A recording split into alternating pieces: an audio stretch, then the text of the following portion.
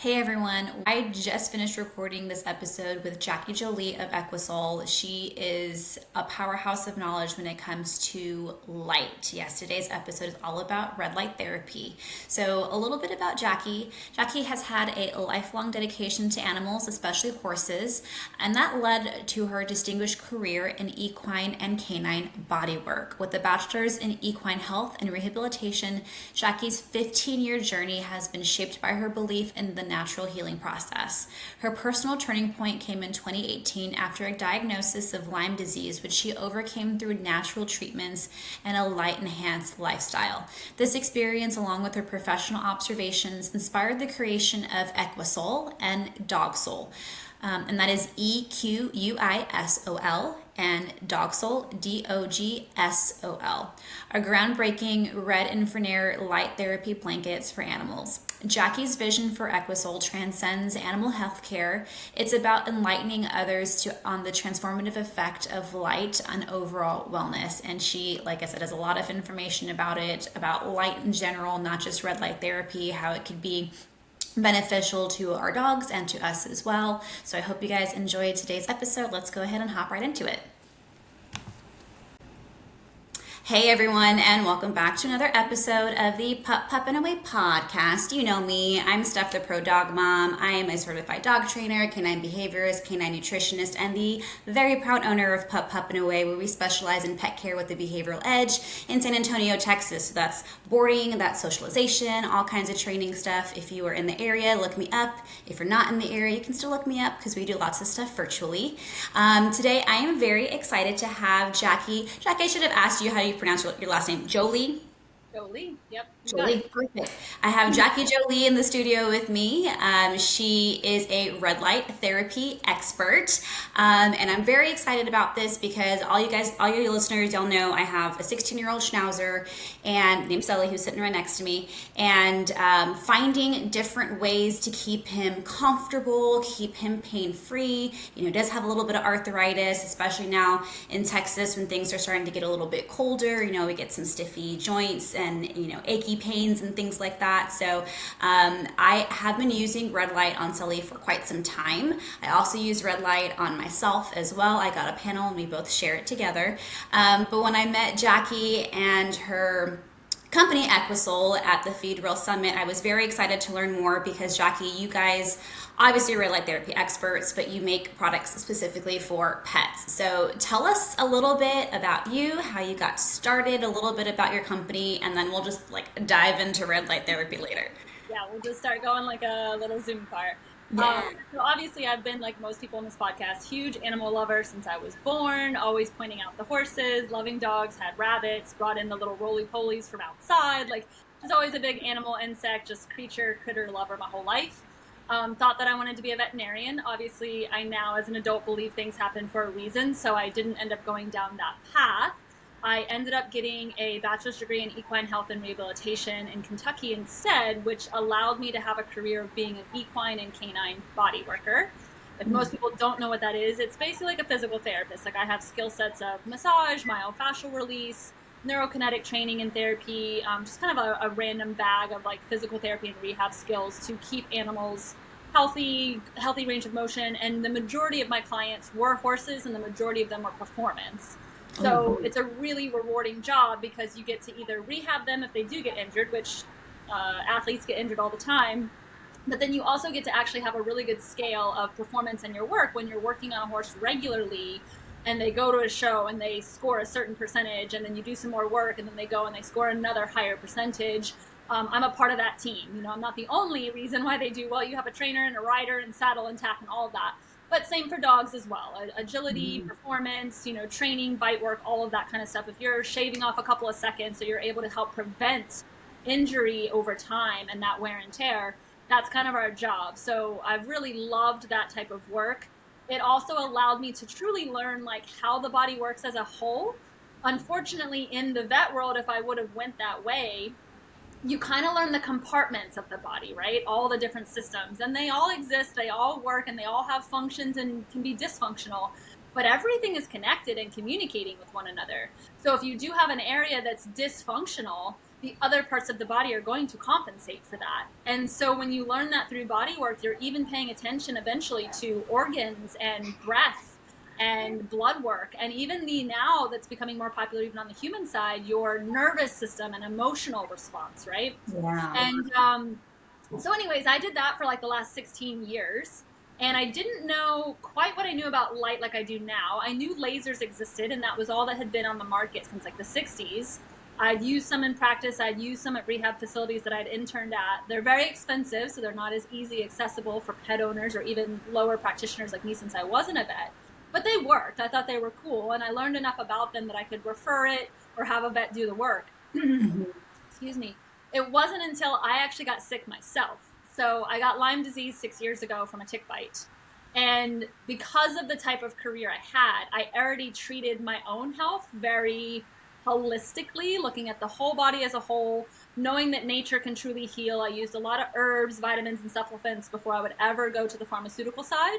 Mhm. And so with Lyme disease as well, your practitioner wants to give you 3 months of antibiotics.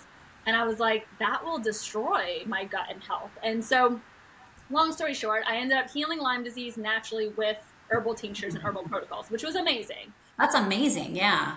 However, once I got done with Lyme disease, my whole body was still just like completely depleted. Yeah. And now, once we get into some of the science, it's mitochondrial. Your mitochondria is not making enough energy. You have killed this system in your body, but your body needed so much energy for that. And since Hmm. I wasn't having a healthy light life, which we'll get into, I didn't have the energy and the endurance in the mitochondria to be able to recover, even though I beat the Lyme disease. And Mm. so once I beat the Lyme disease, I was trying to figure out how to recover and heal my body and get it back to optimize. I was only 36 years old. My doctor, again, wanted to put me on replacement hormones for the rest of my life. And I was like, I don't want to do that either. Um, and luckily, I had a friend that referred me to Dr. Jack Kruse's work and quantum biology. Now, if we opened up the can of quantum biology, we'd be here for like 6 or 8 more hours. And I would do it. I love it. I love the topic. And that's actually my larger goal of the company is to bring quantum biology to the animal industry. But quantum biology has 3 pillars: light, water, and magnetism. Light is the foundation of all health and all foundations of quantum biology. And so I truly learned how light truly affects our bodies and all of our systems in the body to work efficiently. And red light therapy is a component of a supplement, a modality, a therapy, a biohack, whatever name you want to give it, that you can bring in to be able to use light as a healing mechanism. And it's truly the most powerful one you can use, because if you were to Google the most natural, fastest, and strongest energy source in the existence of the universe, it's going to be light. It's Google's going to tell you solar or light or the sun.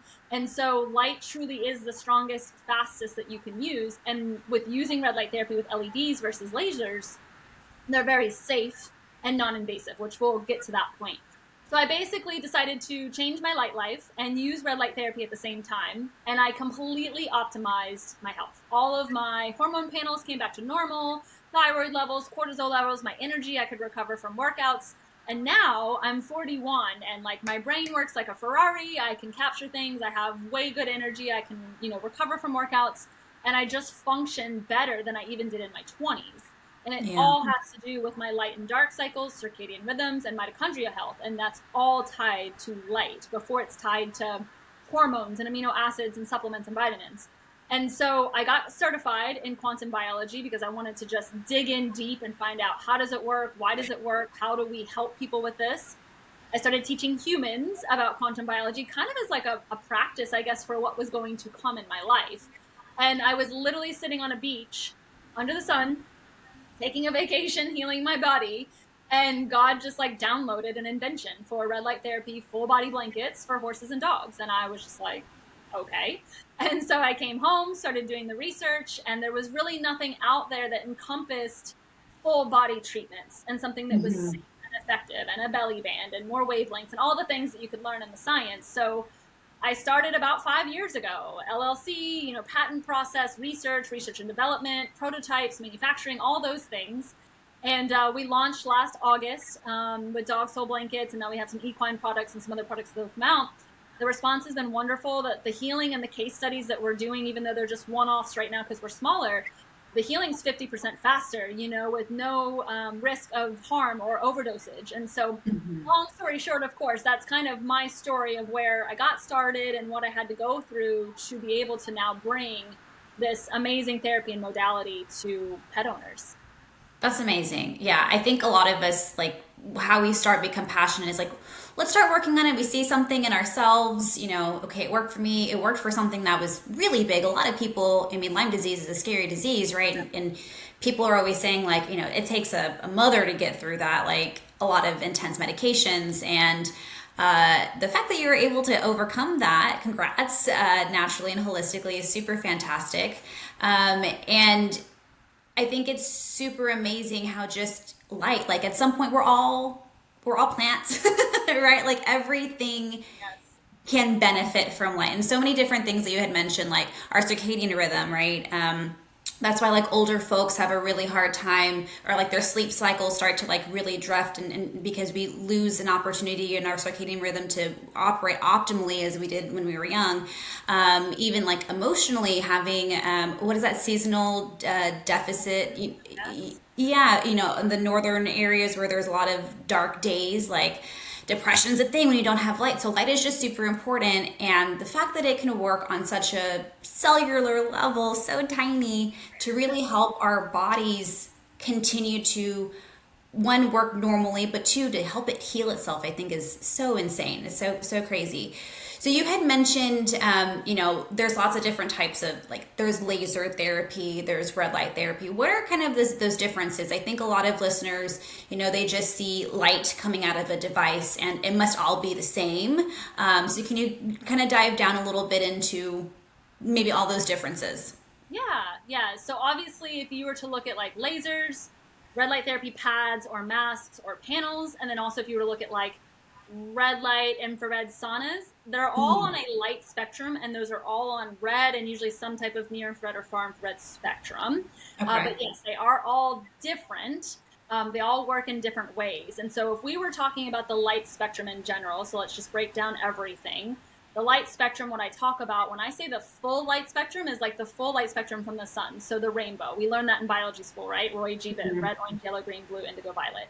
So when we're outside right now with the sun coming out, you get all of those colors at one time. And we Okay. need all of those colors at one time because each color sends down photons, packets of information, in that color form. We don't always see all of that. We can only see 0.003% of the full spectrum.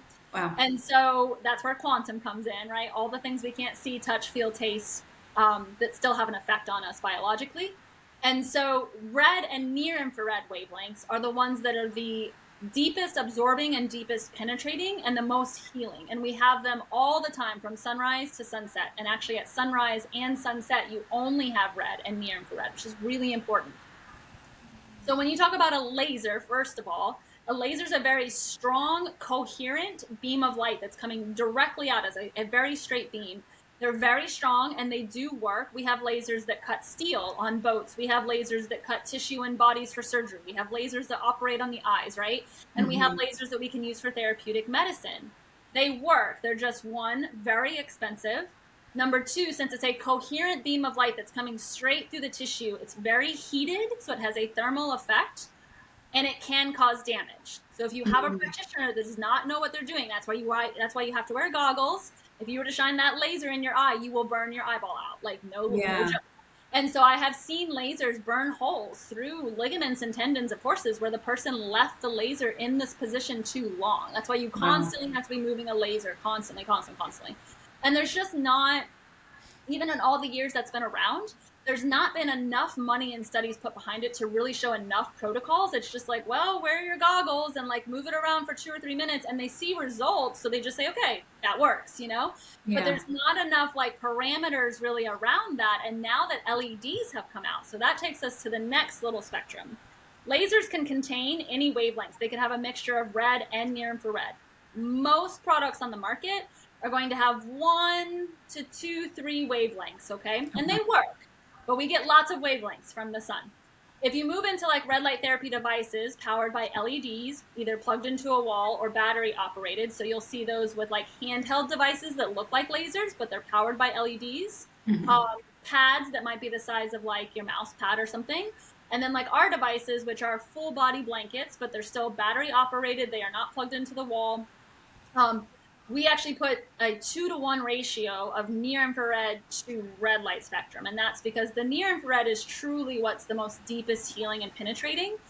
So we want more of that in a device, and not all devices are made that way. And then in our blankets, we have 5 wavelengths. So we actually have 3 near infrared and 2 red. And so you're getting a Wow. nice, like, full spectrum of red and near infrared, so that the body can respond to that well, because that's what it would technically get out in nature. So Right. even devices that have 1 or 2, like, they work. I practice with those. I use them for research and development, but I just took it a step further to just be more optimal. When you get into the saunas, because I still get this question too, like, well, what's the difference then about a laser, a red light therapy pad, and a sauna? When you look at the spectrums, you have red, which is a smaller nanometer area. You get that from like 600 to like 750 nanometers. Then there's 2 levels of infrared wavelengths. You have near infrared, which does not create a thermal effect at all. You should not be feeling your device like heat up. There might be a slight warmth after a session, but there should not be any type of heating thermal effect, because you actually don't want to overheat soft tissue or injuries, right? And so near infrared will run from like 800 to about 1100 nanometers or so. And again, that should not create any type of thermal effect. When you think about saunas that actually like heat up and make you Yeah. sweat, that is a thermal effect. So that is a far infrared wavelength. Still Okay. very healing, very powerful. But think about if you sat in a sauna for like 2 hours a day every day, you'd be Yeah. burning your organs, right? So you never want to overdo those things. The far infrared is what's going to create a thermal effect. That is where you feel the heat of the sun, or heat on a rock that's been sitting out in the sun all day, right? That comes off and almost burn you. That's because it's reflecting that far infrared wavelength that comes from the sun. So those will kind of give you the 3 differences. They're all healthy, they're all beneficial. You just want to make sure that you have a device that isn't overpowered, and also a company that has done their due diligence. We test every single product before sending it to customer.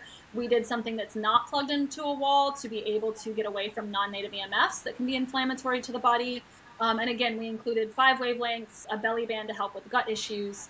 But so looking at those, that's just where you need to decide. If you buy like a $20 item off of Amazon, all of these devices are made in China, including ours. And so you just have to know that like you're getting something that's well tested and well produced for the safety and effectiveness for your pet.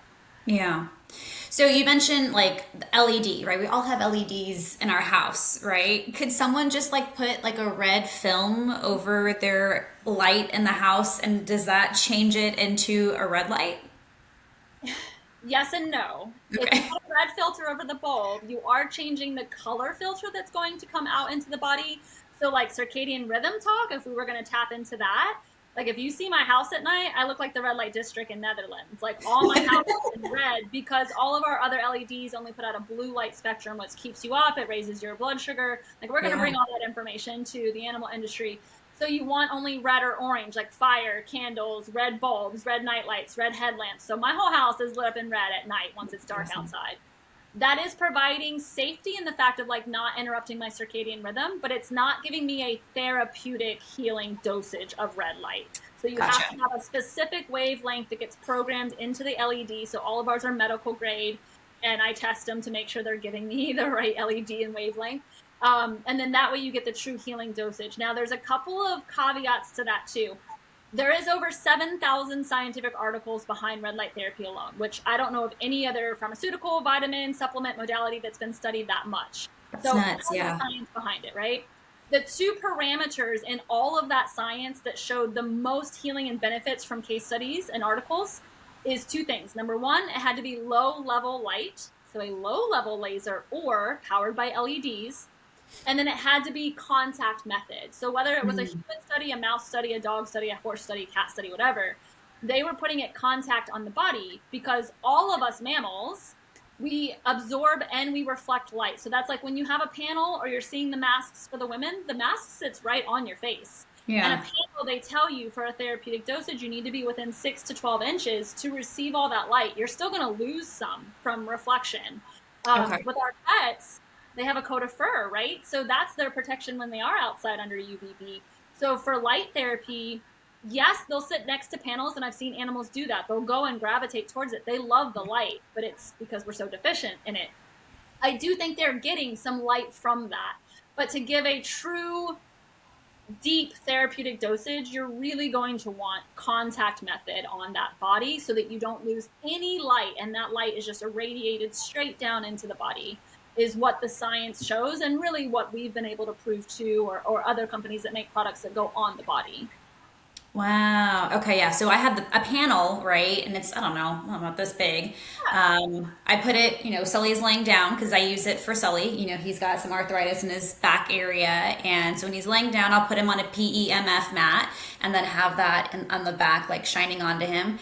And, the light only stays on, this one in particular only stays on for about 12 minutes or so. So it'll like, at 6 minutes, it'll beep, like to let you know that you're halfway through the time or whatever.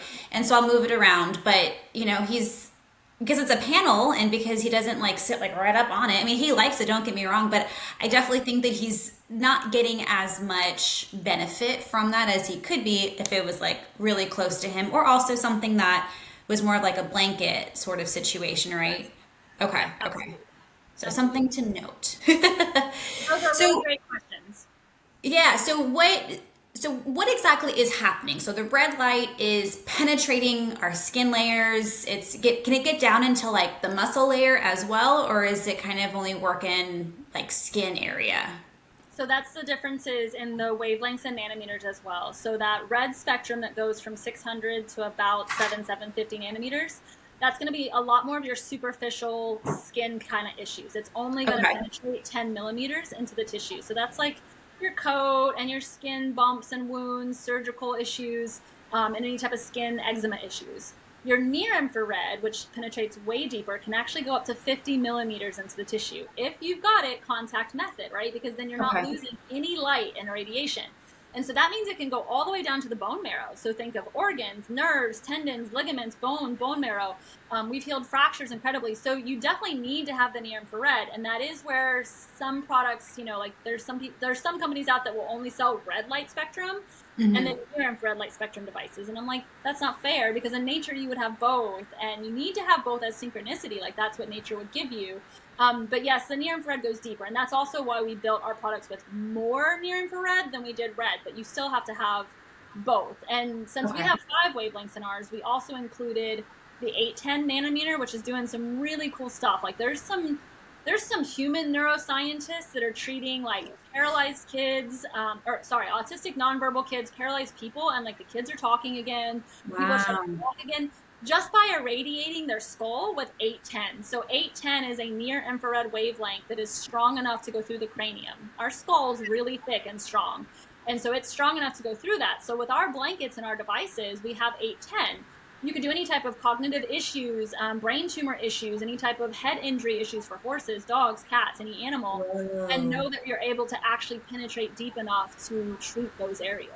Wow, that's nuts. So the light hits depending on what kind of light you got, depends on how far it goes into. And is it just creating energy for the mitochondria of the cell to regenerate and heal itself? Is that kind of what's going on there? Yeah, so if we take everybody back to biology school, we have trillions of cells in our body, right? And it can be a hair cell, a skin cell, a stomach cell, a gut cell, whatever it is. We have trillions of cells. Every cell has that nucleus. You have all these little, Golgi bodies inside. And so the mitochondria is one that's super important. And we learned that in school. And all I remember them teaching us was that it made energy, ATP, Yeah, right? it's the powerhouse of the cell.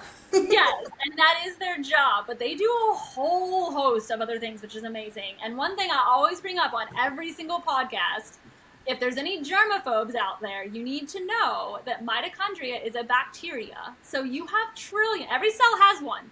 You have trillions of bacteria running your body, and you wouldn't be alive if you didn't have them. So We love everybody germs. needs to realize that. So mitochondria do a few things. Yes, they create your ATP and your energy. They also create water in the form of easy water. Now, we didn't get taught about that in school either. It's a fourth stage of water. It's very plasma-like, and it's actually what Mm. surrounds every single cell as a protection layer that blocks out viruses, immune attackers, toxins, pathogens. And so the mitochondria help make that as well. They also make heat in the form of near infrared light. So if the mitochondria are functioning well, your body's going to be running like a Ferrari, not a golf cart, Right. right? And so we want to make sure we're taking care of our mitochondria. They're your best friends. Well, guess what? They all respond to their environment around them, especially and prioritizing your light environment around you.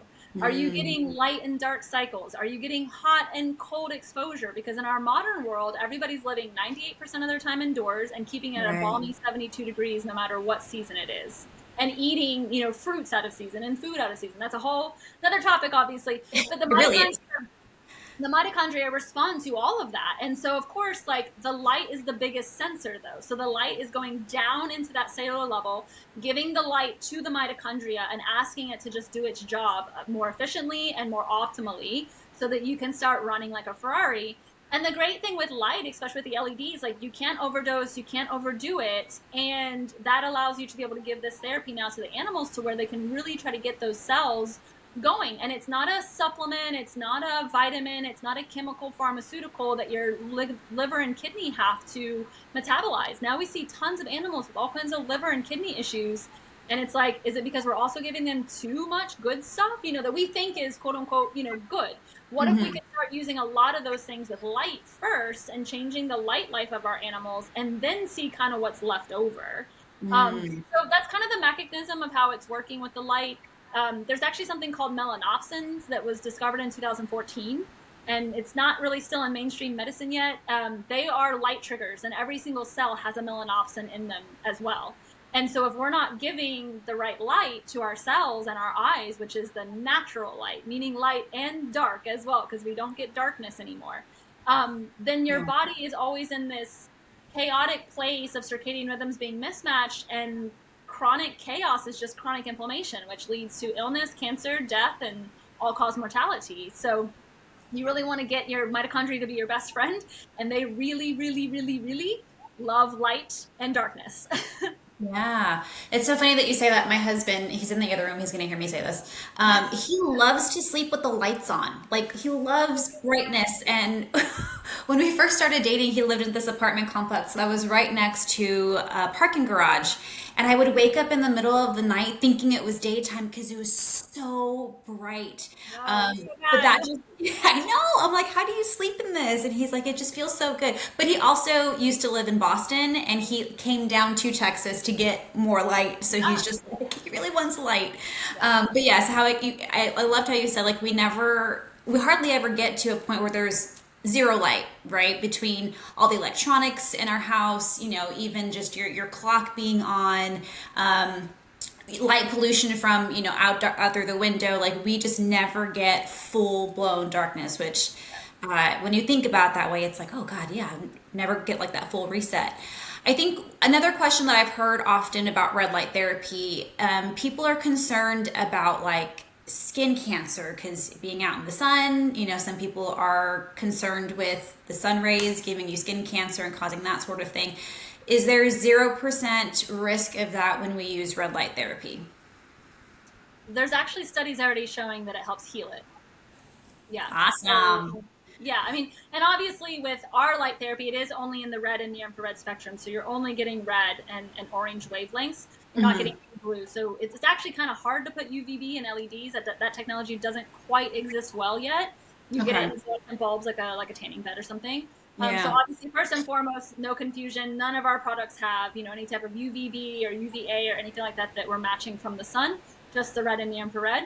But when you are outside, if we're going to open up this can of worms, red and near infrared is actually like your big brother and like your protector when Okay. the UVB is out. And yes, UVB has gotten so demonized, but it's unfortunate that I shared this with the Raw Pet Medic guys and they loved it. Oh, cool. There is only one study still to this day since the late 30s done on UVB. One. And we're in 2025, almost 2026. And if we break down the study of how they demonized UVB causing tumors, we would realize the whole thing was flawed and you could just throw it out the window. And actually, what most scientists hate to hear now, like you can almost throw every single research out the window because it's all done indoors under artificial light, and it's usually done on Mm. mice who are nocturnal. And we are a diurnal mammal, so we are going to respond differently than mice do, especially under artificial light. So that study, even though I know this is a little bit of an offset of the topic, but that study done in the 30s, they basically took mice that had white skin, right, which are going to be more sensitive to light. Number one, they're already in a laboratory, so they're under artificial light. They did not use natural sunlight to prove they cause tumors. They've never done that. They still have never studied mice or humans out in natural sunlight to prove that sunlight causes cancer. They used mice. They were in a laboratory under artificial light, and all they did was shine UVB bulbs very close to the mice. So like a tanning bed bulb, very close to the mice, and tumors came about. Well, yeah, Mm-hmm. UVB can be inflammatory all by itself. You know, if you go to a tanning bed all day long, every day, like, yes, you're going to burn and you're going to cause damage to your skin. You know, and there's different skin colors of different melanin ratios, and so all of that plays a role. And so after that study, they said, oh, UVB is bad, it causes tumors. That's it. Wow. That's it. Like, it's just so crazy to think about that. Like, now we're so scared of like the one thing outside that literally brings life to everything. You mentioned that we're plants, right? Like, we are walking, talking, complicated plants. Mm-hmm. We have the same photosynthesis program in our body that the plants run. They just call it photosynthesis, and we call it cellular respiration with mitochondria. They use chloroplast, but it is the exact same thing. We need water, we need fresh air, and we need sunlight. Um, and as we can see, like all of those, you know, when you look at skin cancer rates, they're mostly actually from indoor people. The skin cancer that pops up, most of it is in the part of the body that's been covered up away from the sun.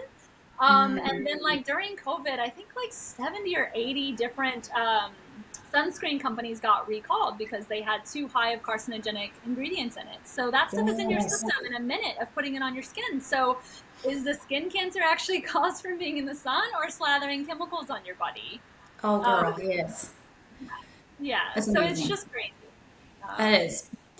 So, red light therapy, right? Kind of, that was amazing. And I think that So we could go that on. opens That's a up. whole other conversation. That opens because like it's so true. Like we demonize the one thing outside who, like, we've, as a human beings, we've not evolved with the sun, but the sun being on us, and we're still evolving, and but apparently that's bad for us. But no, it's supposed to be. I mean, yes, sometimes too much of a good thing can be a bad thing, but Yes, still.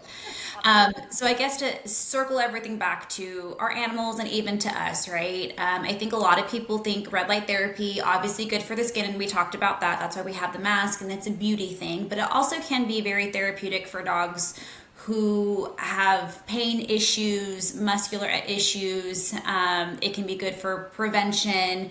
Obviously, I use it on Sully. It's beneficial for older kiddos who are sporting dogs. You kind of mentioned, like, the agility dogs, the fast cat dogs, different things like that. And one thing that we had talked about before we jumped on is there can actually be a benefit when it comes to behavioral as well, right? Because when you're not feeling good, you don't act right. So if we can reduce pain, but you were also talking about how your product has a like belly band with it, and I think it's one of the only products with the belly band. So can you kind of, I guess, just take us down the behavioral road of all of that? Yeah, we'll kind of start where we actually just were because I think it's a good. Some people they think, okay, red light therapy, what all can you use it for? So Right. obviously those red light spectrums, the smaller ones, that can help any of the beauty stuff, creating collagen, which ligaments and tendons need, any type of hair, skin, wound issues, right? And then obviously the near infrared can go deeper, and so you can use that for any type of arthritic issues, pain issues, wound issues of ligaments, tendons, ACL issues, right? All that kind of stuff.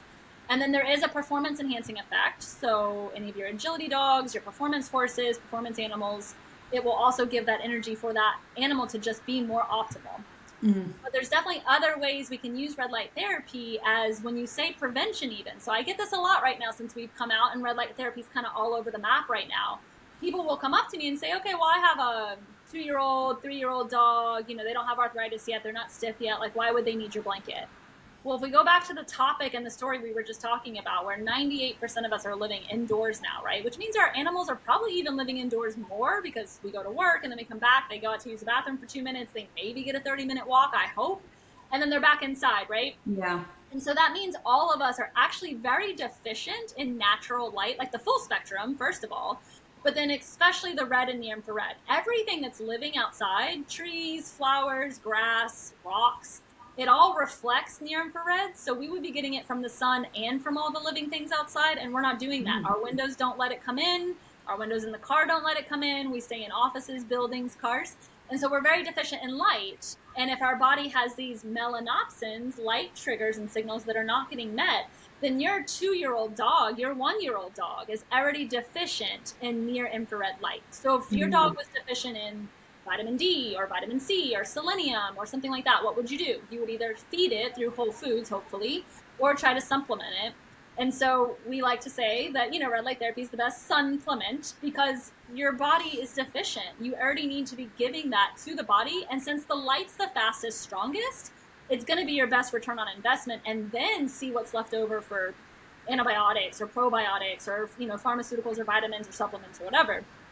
So then we kind of take that idea and go to the gut. I think most people in holistic health and natural health, and it's kind of coming around to mainstream, that we've realized like the gut is very important and very tied to our longevity and our health. And it's called, the gut brain axis and the second brain. Although from what I've read, every message the brain sends the gut sends back 9. So I think the gut is really the one that wears the top hat around here in our body. So number one, your gut has light cells and light receptors on them, right? How often do you get your belly out in the sun? How often does your dog get its belly out in the sun and on the grass? My dogs right now are outside. They roll around and just show their belly up to the sun and just love it, right? So that's just number one. Now, what all is made in the gut? You have your microbiome, which is, of course, for your digestion so that you can absorb, nutrients, amino acids, minerals. But that's not the only thing that's made in your gut. Your T cells are made in your gut for your immune system to not get sick and to stay healthy. Other than your immune system, we also have your sexual hormones that are made in your gut. So testosterone, progesterone, estrogen. Now, that's not just for breeding animals. Like your sex hormones actually give you vitality and longevity for life. And now they're starting to show that with all the neuter and spay statistics and things like that, right? So that's also made in the gut. Now, when we get into aggression and anxiety and cognitive issues that we're having with animals as well, if there's not a pain-related response, of course, your feel-good hormones are also made in your gut. So your tryptophan, your serotonin, your dopamine, right? And then we take these domesticated, quote-unquote, wild animals that live in packs, and we bring them to be alone in a house full of artificial light. They don't know what day it is, what time it is, what season it is. We've got Wi-Fi, 5G, smart devices, all of those type of alarms, all that stuff, and it's causing this chronic inflammation and overstimulation in the body. So that would obviously react and be responsive, right? So, of course, as I'm sure you have even more expert advice on that, if you have a dog that's showing aggression and anxiety issues, number one, you're going to say, okay, is there anything pain-related first? Because that's definitely a response they'll have if they're in pain. I don't blame them. Then, of course, was there any like abuse and past history stuff? Like that will also affect them. If those things are not on the plate anymore, then it's kind of like, okay, well, let's look at their environment. Are they drinking toxic water? Have they been over-vaccinated? Do they have flea and tick medication? Are they in lights all the time? Are they in Wi-Fi all the time? Do they ever get outside and ground, So they are lacking and deficient in red light. So with saying all of that, we've had small little like case studies that we've done with our product because I'm just the type of person, and obviously business owner now as well, that like, yes, the science is there, and yes, it worked on me, but I love to see the case studies and say, look what we actually fixed. There's so many products out there that will cost you an arm and a leg, and it's like, but what did you do? Like, did you fix something? Like, show us that you made and fixed something. So we actually just got done with a case study of 2 dogs in New Orleans. They were pit bull mixes, and one showed extreme separation anxiety disorder, more so, very trimmery and kind of timid, didn't want to warm up to people, and had certain different triggers and just a lot of anxiety, and especially separation anxiety. The other dog, which they didn't know his past, he had a lot of aggression. Like he would actually bite. They had to keep a muzzle on him in the house, but they were trying their best as owners to work with fear, change diet, try to look at the environment. And I was like, you know what? I was like, let's throw some red light at it and just see what happens. I know it's always going to help, and I'm not sure if it's ever going to fix something completely, but even if we get just better responses. So they were just doing 1 session a day, which is 15 minutes. Now you can do up to 2 or 3. I just like to see what the bare minimum will always do. And so between the 2 dogs, they did see improvements for both of them overall. The dog that just had kind of some of the anxiety, separation disorder issues, she got a lot better. She was nice and calm during the session, but as they consistently used it, we did a 3-month study. And so she just didn't have as much triggers. She was like more happy and wanting to be more social. She wasn't tearing things up or going after some type of coping mechanism. So all of that was like hugely improved. So maybe that was just a light deficiency, a gut light deficiency type of thing. They were really pleased on the response of that. The Yeah. aggression dog, the improvements they saw, obviously when he had the blanket on, he relaxed and he would lay down and he'd be really calm. He'd be really responsive to the touch and taking the blanket on and off. None of those problems. They did see a few improvements as far as like there used to always be something like on the TV and like one of the neighbors Mhm. he would trigger at, and that eventually went away. But they Wow. still had some biting resource issues. And again, they didn't know his past. So there was probably something there that is still a neurological behavioral pattern that's coming from something in the past as far as abuse goes. Mhm. But they did still see some improvements in some of those other triggers for him just by using red light therapy. Nothing else had changed. So those were super cool, you know, to get in and to be able to start helping. I mean, so many dogs get euthanized or dumped or put on somebody else's responsibility for aggression. And we just need to understand, like, we're asking them to be in a very unnatural environment to begin with. Um, Yeah.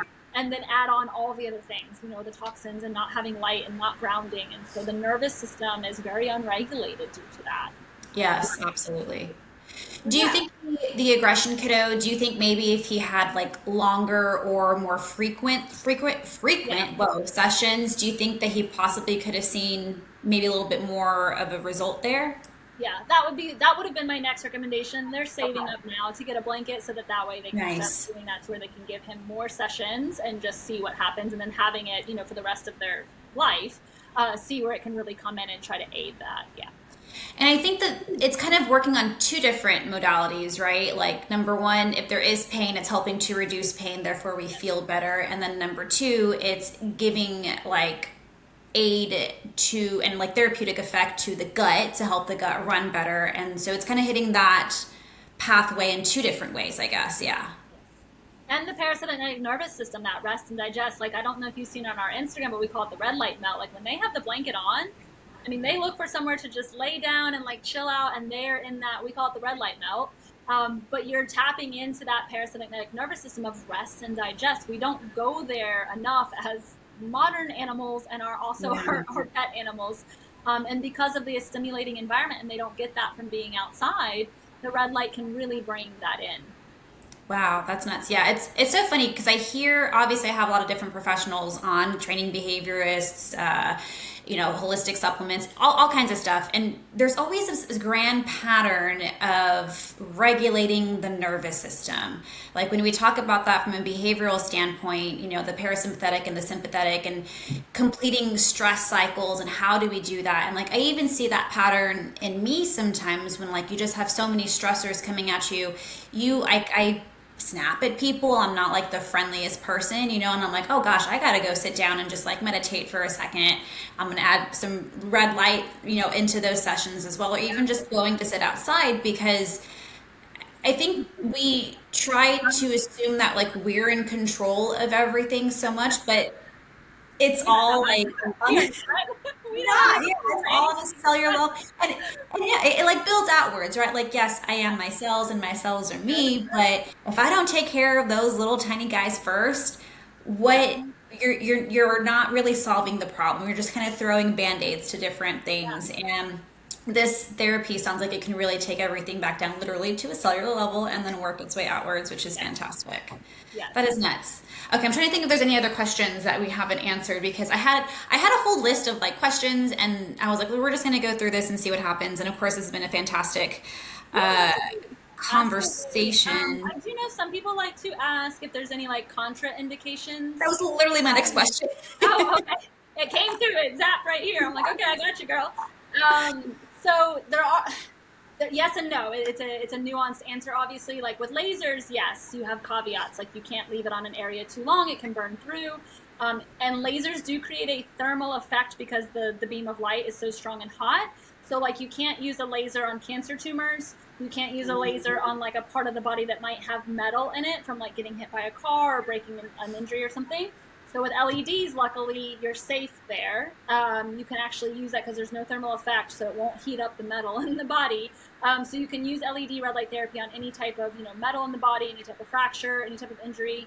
On the cancer side, because I get asked that a lot, of course, there's not enough science behind it because scientists have been very inhibited in using this modality on cancer. And granted, their theory makes sense as far as, hey, if we're giving energy to cells, we wouldn't want to be giving energy to cancer cells, right? Like, I get the question, I get the theory. The sad thing is, number one, you're taking away the power and the intelligence of the body. The body knows what it needs for healing. And so if you give it light, which it's been missing all day, every day for however many years, it's going to use that light to empower the good cells and for the body to get stronger, to heal and try to fight and kill the cancer, or at least have a better quality of life. And we've had several cases like that in the company as well. And I have Dr. Ron Rigel on our advisory board. He's like kind of the laser red light therapy like guy expert since the late 60s. And he's, traveled the world talking to thousands of vets that have used, lasers and low level light lasers and red light therapy. And they've just never seen a case where, number one, it's caused any type of cancer, of course, and actually caused any type of harm with cancer cases. So you have to remember with the light, you're giving, that natural pain relieving effect. You're giving energy to just the body. I've had a couple of customers that have had dogs that were, riddled with internal tumors, and they're not going to do surgery. They're not going to do chemo. And so they just kept an eye on the measurements and the numbers of the tumors. And granted, by that point, these dogs were 14, 15, 16. Like, the cancer is going to be what takes their life. But using the red light therapy, I think they got more time with their dog. Their dogs were hungry. They wanted to move around and have energy. And every time they had a scan, no new tumors had come up, and the tumors that were there had not grown. So, Wow. That's pretty impressive and powerful to be able to bring that to somebody that's dealing with those, issues in the body. The only other thing that the red light therapy is not going to like heal per se is if you have a bone on bone joint, or very, very severe arthritis, like, the damage has been done. You're not going to recreate that joint capsule from red light therapy. But using the red light therapy is going to hydrate all that soft tissue around the joint. It's going to give pain relief. And so the dog will actually have better quality movement and feel better so that they can still kind of try to get around and have just better quality of life. That's awesome. I guess the opposite question. So no contraindications, but are there other supplements, other modalities that you find pair really well with red light therapy? Yeah, so red light therapy honestly is like the ultimate bio stack, like to add on to any type of other modality and therapy. So you can use it with PEMF. I have customers and practitioners that do that as well. Any type of vitamin that you're giving your body, your cells need to know how to use that amino acid or mineral or vitamin, right? Well, you need a spark of light actually to get that to work. And so the light will just help all of that be more efficient. The cool one that's come out a little bit more on the horse and human side, but obviously it would work with dogs as well. A lot of practitioners are using like stem cell injections and PRP, like the blood spinning down and putting it back into the body of the animal for performance and healing. And they work. Unfortunately, though, the PRP and stem cells, they're about 45 to 55% effective rate, and they're expensive. They work and they're spendy. There's been some studies now showing that if you use red light therapy directly after those treatments, it bumps up and increases the efficacy rate by like 75%. So Wow. if you're going to spend the money to do those therapies, then it would be great to be able to include the red light therapy with that. I also have a lot of other acupuncture customers that are really loving like our handheld torch or the full blanket, because the red light is going to activate acupuncture points. And so let's say if you have a customer that has a pet that doesn't like needles, first of all, you'd be able to use light to activate those points instead of needles. Or if they are getting regular acupuncture, that's fine. But let's say the owner can't always afford to go as much as the dog needs it or something like that. The practitioner can tell the pet owner to use, the torch or the blanket on those specific areas to activate the acupuncture points and release them. Wow, that's super cool. I had no idea about that. Yeah. I love that. You can So, yeah, basically so use light for anything and everything. And I never used to like a product that ever said that. Honestly, I really didn't.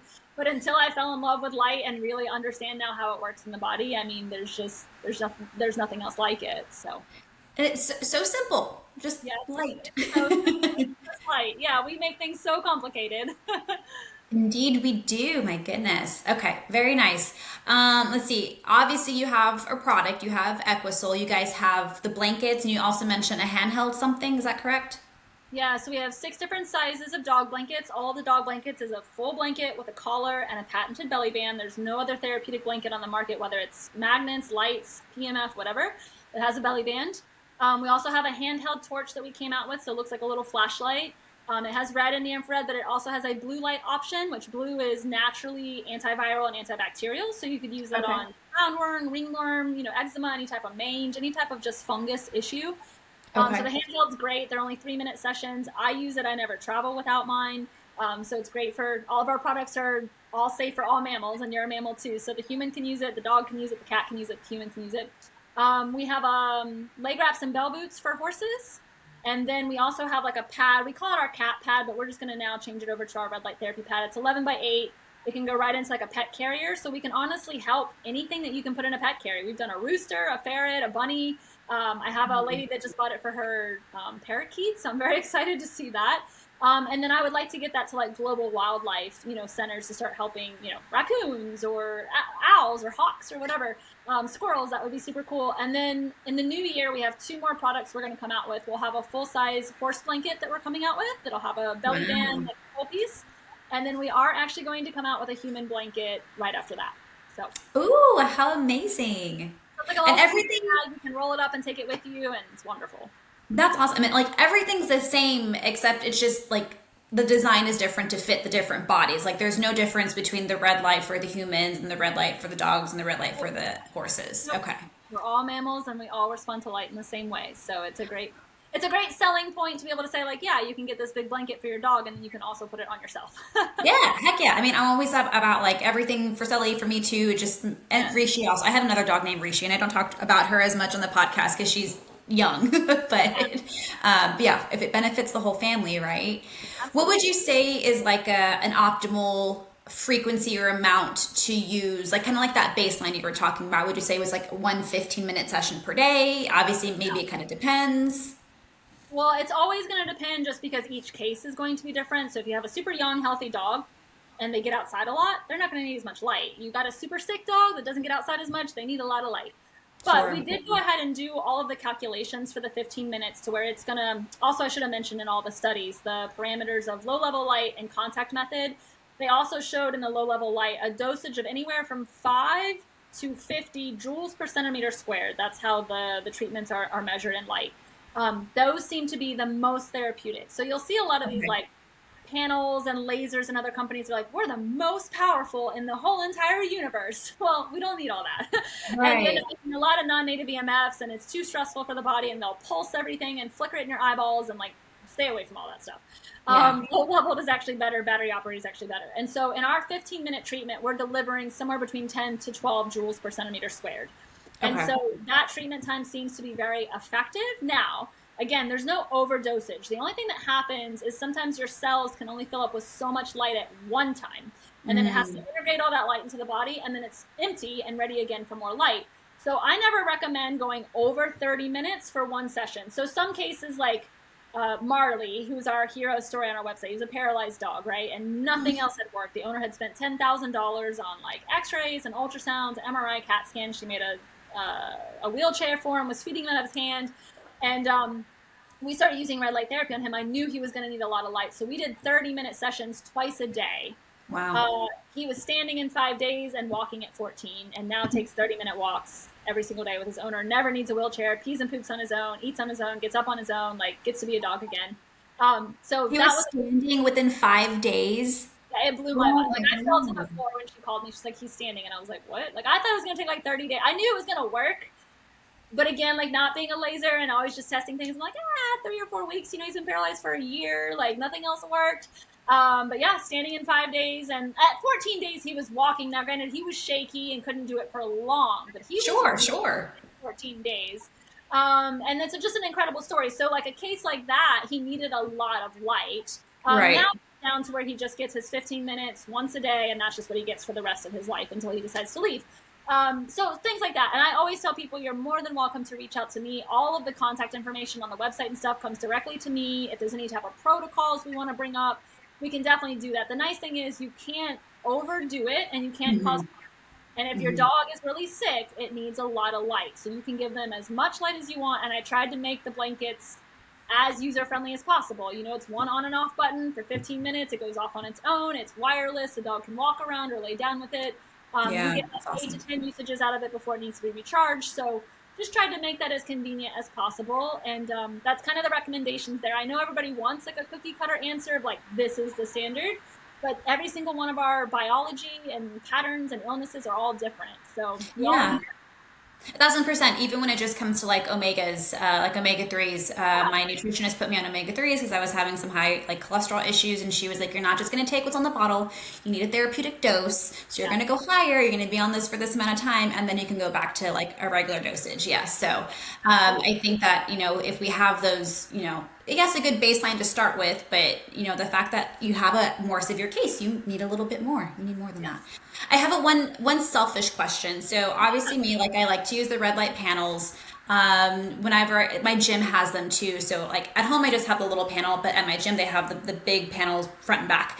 Yeah. They always give me the little sunglasses, and I'm like, am I really supposed to? I mean, I'm not going to stare into the panel, but I've Yep. also heard that having the red light come into your eyeballs, like, whether when your eyes are closed, that can also help regenerate some eye issues. So, Yeah. yes or no to sunglasses when we were doing red light therapy?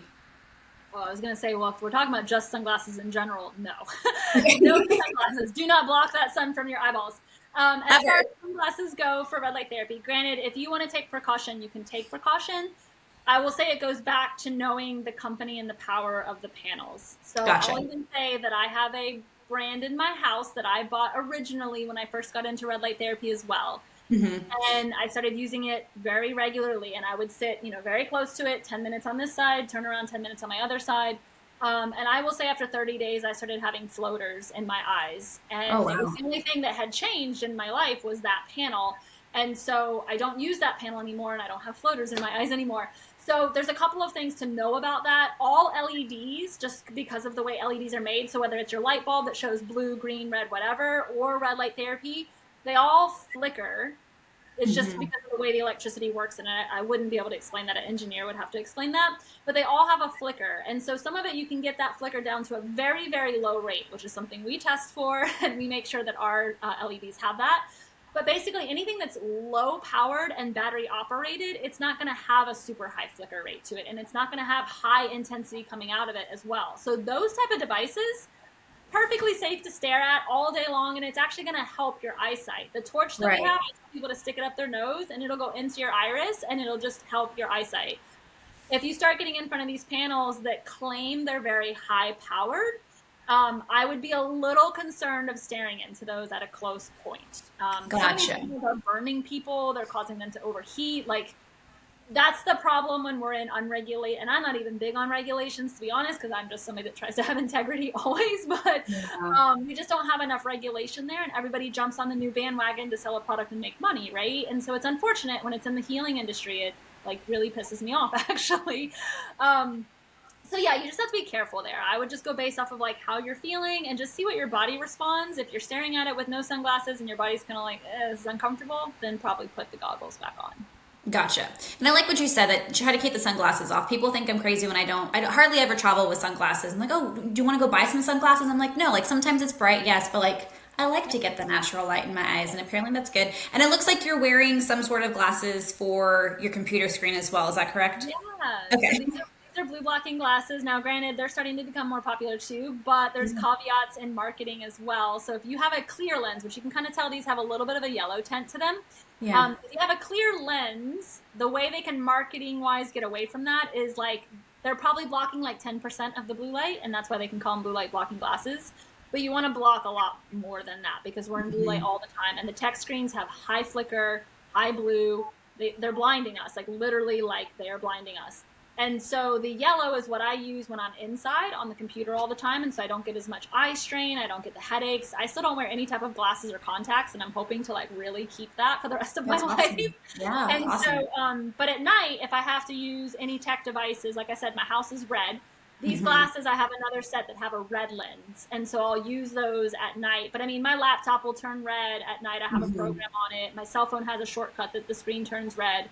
And so obviously, if you're trying to watch like a movie or trying to see like a photograph or something, it's going to be hard to see that with red. So you could turn it back onto the blue screen, but you'd want to have protection on. So yeah. Wow, all the little hacks, right? Yeah, that's a whole other, of course, like that adds on to like the whole quantum story. We can come back for any of that if you ever want to. But yeah, yeah, And I that's how strong light affects us. So And I think people have a hard time with that, especially when it comes to, like you kind of mentioned a little while ago, that we have the Wi-Fi, we have the 5G, we have all of these things that people are like, no, like I'm around these things and I don't feel fine, or I feel fine. I'm like, do you really feel fine? And also, like our dogs just might be more sensitive to those sorts of things. So, knowing that it's happening on a quantum level, and I'm glad that you defined what that is. It's, we can't see it, but that doesn't mean it's not happening, because all of those things have to be playing some sort of role. Like our bodies were not designed to be around all these frequencies all the time, which is absolutely. I nuts. like to, I mean, I love that you say that because I laugh too. And it's not a judgmental thing. Like, I don't think most people know what it feels like to actually feel good anymore. Like, we wake up and it's like, oh, we're just tired. Oh, we're getting old. Like, doctors tell 30-year-olds, like, you're just getting old. Like, what? Like, Yeah. your body will believe the things that you say to it, right? And so it's just like, that is bizarre. Like, there are still people that live in tribes, right? Like, there's not that Hmm. many.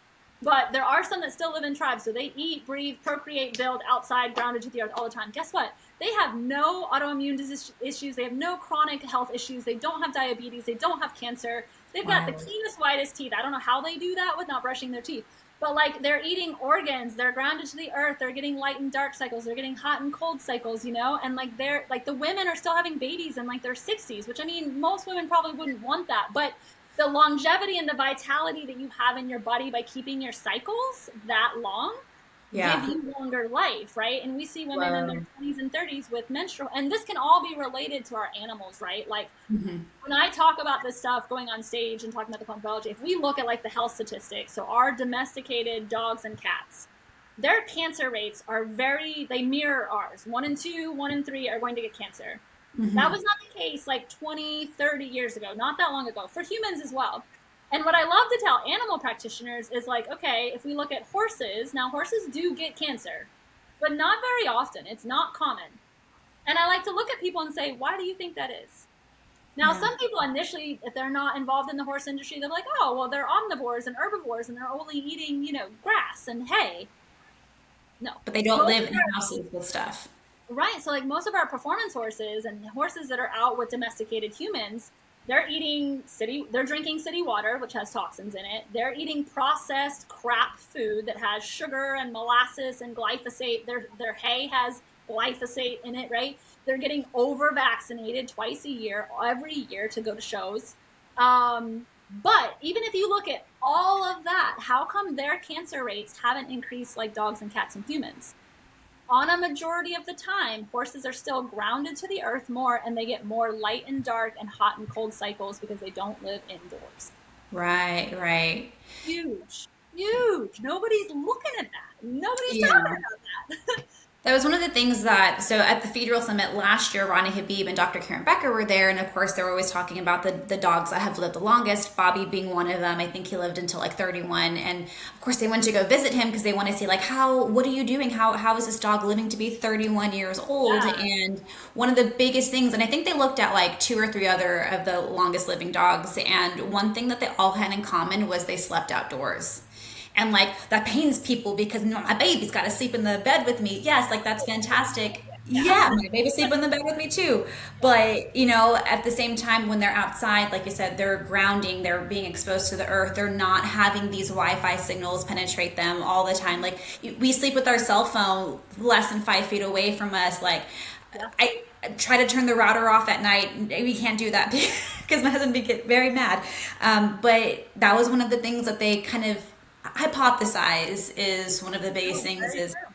That's that very they true. don't live in these domes of just all these frequencies all the time, which is Yeah. crazy.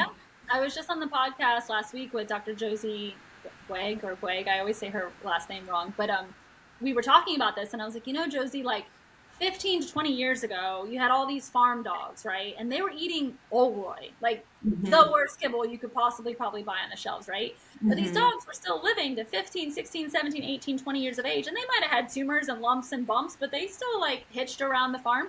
And so it's not necessary. Now, granted, I am not here to say like feed your dog kibble, right? Like I think that, season and natural diets are definitely the best. But at the end of the day, your health is not tied to nutrition. Your health is tied to Mm-hmm. light. Light is in Mm-hmm. your food. Are they eating food that's been grown outside with a light coat in it? Are they being outside on a regular basis, right? Like Okay. Yeah. I always like to use those examples. And like there was even a lady when I was getting certified in quantum biology and learning, about Wi-Fi and non-native EMFs and all these things. She and her husband had built like their dream house, right? Like accomplished, successful, built their dream house, and they'd only been in the house for like a year. I don't even think that. Like 6 months, your animals are always your canary in the coal mine because they are more sensitive. So if your dog gets really Right. sick, there is something wrong in your environment and it's coming after you too eventually. They just don't live as long Right. as you do. So her dog got cancer and died. I can't remember what cancer he got. Well, then she got breast cancer 6 months later. And when Oh. they started finally going through, and somehow they got onto quantum biology, I don't know how they found it, I forgot. But they found out that their new electrical meter, almost all of them are smart devices now. And so that's constantly putting off a signal and it comes into your house. It was installed right behind her bed. And her dog slept Oh. on the floor next to her in the bedroom. And Wow. they went after the electrical company to try not to sue or anything, but to get them to change the panel back to manual. And they wouldn't do it, so they sold the house and left. But Wow. yeah, it's there are massive things that affect our bodies that we don't, see, touch, think, feel, taste, and we don't think it's a big deal. We don't think it's a big deal to put like wireless pods in our ears that are next to your brain. You're microwaving your brain. And so, I love my brain way too much. And so I will do all the inconveniences. I do turn my Wi-Fi off at night, and I don't have it on if I'm gone during the day with the dogs being home. Turning off the lights at night. Getting like my house right now. It's wintertime in Kentucky. It's set to 59. Dang, girl. Temperature in my house. Yeah, it feels amazing. Like I can smell and breathe well.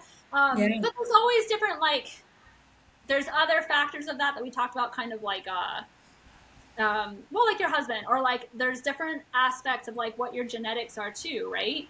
So like you have darker skin color than I do, so you have much more melanin in your body. And like, where's your Mhm. ancestors from? I'm Hispanic. Hispanic, right? So Spain is way closer to the equator, right? Yeah. So your DNA wants to be closer to the equator, and you have all that melanin in your skin to protect you from the higher UVB rays at the equator.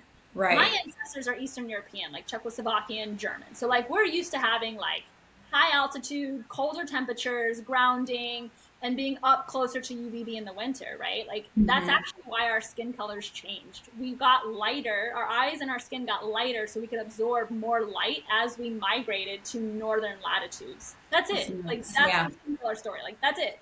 But our animals are the same. Like, why are huskies down in Mexico? Why are chihuahuas in New York? Why do like I have horse clients that bring Friesians, which are like Norwegian horses, to Mm. Louisiana, and they suffer greatly. They have allergies, they itch, they stop breathing, they stop sweating, they get autoimmune issues. Like it's just we have to go back to nature, and there's going to be some inconveniences, but it actually makes life like way more simpler and fun in my opinion. But that's just me. I'm a feral hippie, so that's okay. I um, love it. A feral hippie. I am a feral hippie. I am barefoot most of the time, and in the summer naked most of the time, and outside soaking up the sun. I live on 70 acres, granted, so I don't have neighbors. Yeah, my neighbors might have an issue with me trying that out. Yes, but those are all the different things that we can bring that information over to the animal side because we're all just mammals. Yeah. I'll leave us with this because I know we're hitting over an hour. My mentor, the one thing he used to use is kind of like a sucker punch when he would tell people, because they were like, light, like we've been living in houses, we're fine, right? And it goes back to that light story in plants. Like if you wanted a tree to grow, right, and you put it in the ground, what does it need? Water, sunlight, and the nutrition from the ground, right? But that's all going to get charged from the sun and water. Mm. So if you go and you put a tarp over that sapling, what's going to happen? It's going It's to not gonna die, grow. right? Yeah. What is sunscreen? What are sunglasses? What are clothes? What are buildings? What are windows? What are cars? What is indoor living? It's putting Yeah. that tarp over our bodies and our pets' bodies. And that's a sucker punch, but it hits you in the gut, and all things that are true hits you in the gut in that way. And so Absolutely. we'll leave it with that. Yes. More light So out. everyone go get more light. I love that. Jackie, how can listeners learn more about you? Are you like on social media? Obviously, you got a website. Where can we find you? Yeah, so you can find us on the website at www.equisol.life.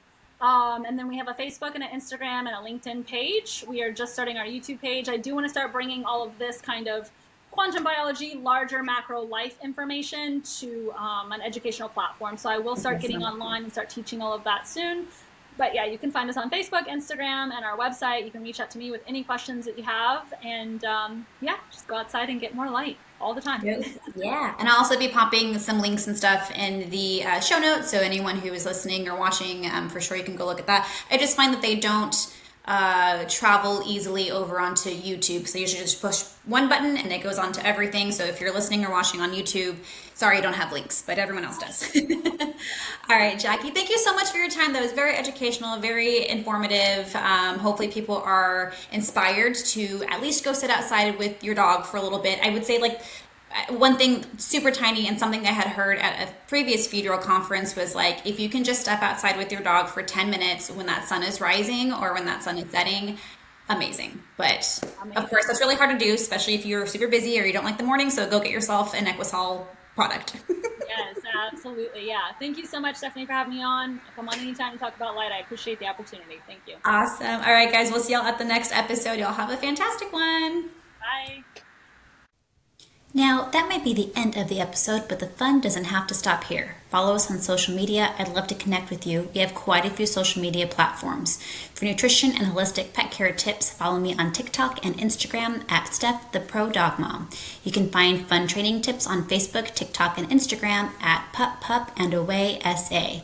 If you're in San Antonio and you want to bring your dog to us for boarding, training, socialization, and nutrition, come find us. But if you're not in San Antonio, we do training and nutrition sessions virtually. Yes, they can be just as effective, I promise. Please rate, review, and subscribe to my podcast on whatever platform you listen on. And please, please, please share with a friend. The positive reinforcement of knowing people actually listen to this and find it valuable helps motivate me to keep on recording. We'll see you guys at the next episode.